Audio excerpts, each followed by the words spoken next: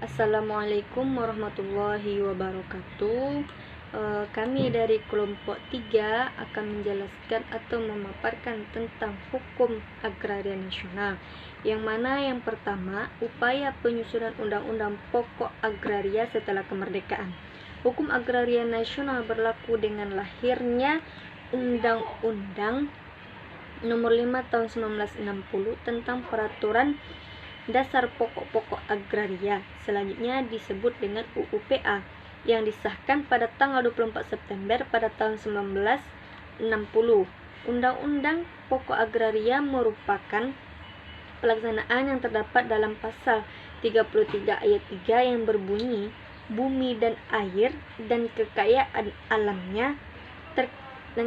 alam yang terkandung di dalam dikuasai oleh negara dan dipergunakan untuk sebesar-besarnya kemakmuran rakyat. Yang kedua, menggunakan kebijaksanaan dan penafsiran baru dalam pelaksanaan hukum agraria didasarkan atas kebijaksanaan baru dengan memakai tafsir yang baru pula, yang sesuai dengan jiwa Pancasila dan terdapat pada pasal 33 ayat 3 yang mana yang telah disebutkan tadi. Tafsir baru di sini contohnya adalah mengenai hubungan domain verklaring, yaitu negara tidak lagi sebagai pemilik tanah, melainkan negara sebagai organisasi kekuasaan seluruh rakyat Indonesia yang menguasai tanah. Kemudian yang ketiga, penghapusan hak-hak konversi berdasarkan Undang-Undang Nomor 13 Tahun 1948 yang mencabut dan ditambahkan dengan Undang-Undang Nomor 5 Tahun 1950 yang secara tegas dinyatakan bahwa lembaga konversi, begitu juga hak-hak konversi serta hipotek yang menyebabkannya menjadi terhapus. Baiklah, saya akan membahas pembahasan yang keempat, yaitu penghapusan tanah partikelir.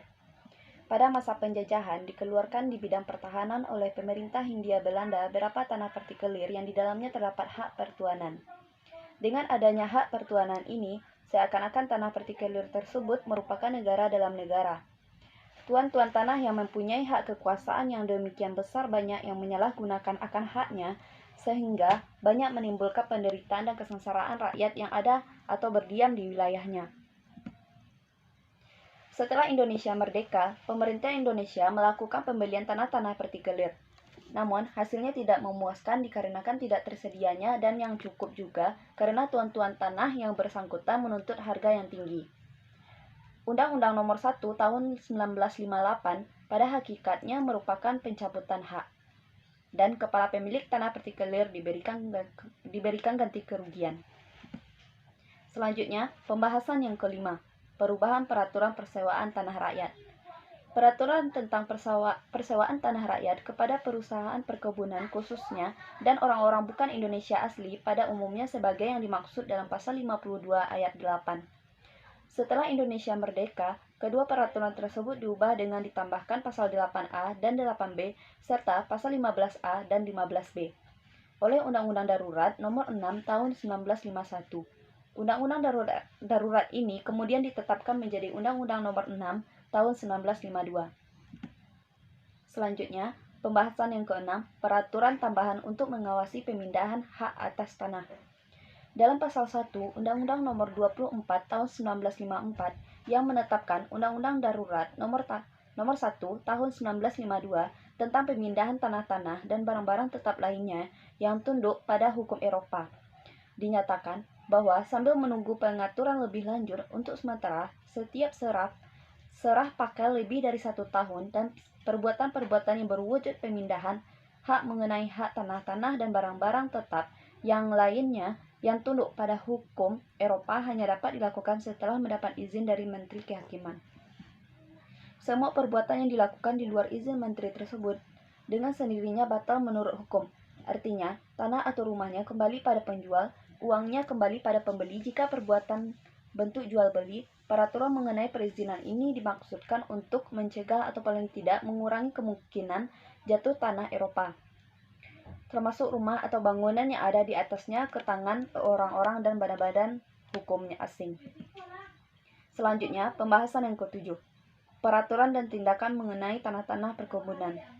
Atas dasar Undang-Undang Nomor 29 Tahun 1956 Menteri Agraria dan Pertanian berwenang melakukan tindakan-tindakan agar tanah-tanah perkebunan yang mempunyai sifat sangat penting dalam perekonomian negara diusahakan dengan baik.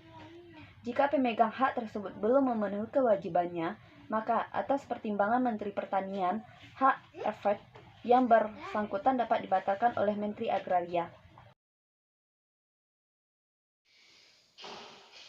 Baiklah, saya akan melanjutkan materi dari kelompok kami, yaitu di bagian nomor 8, yaitu tentang kenaikan canon dan ciyin.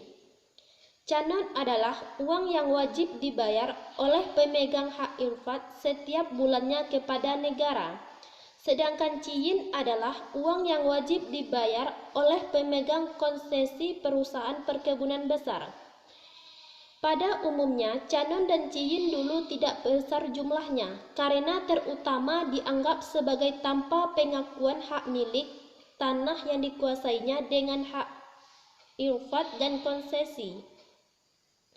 Namun, setelah Indonesia merdeka, sebagian besar tanah di perkebunan sudah dibuka dan diusahakan, sehingga uang wajib yang harus dibayar setiap tahunnya itu berfungsi sebagai sewa pemakaian tanah.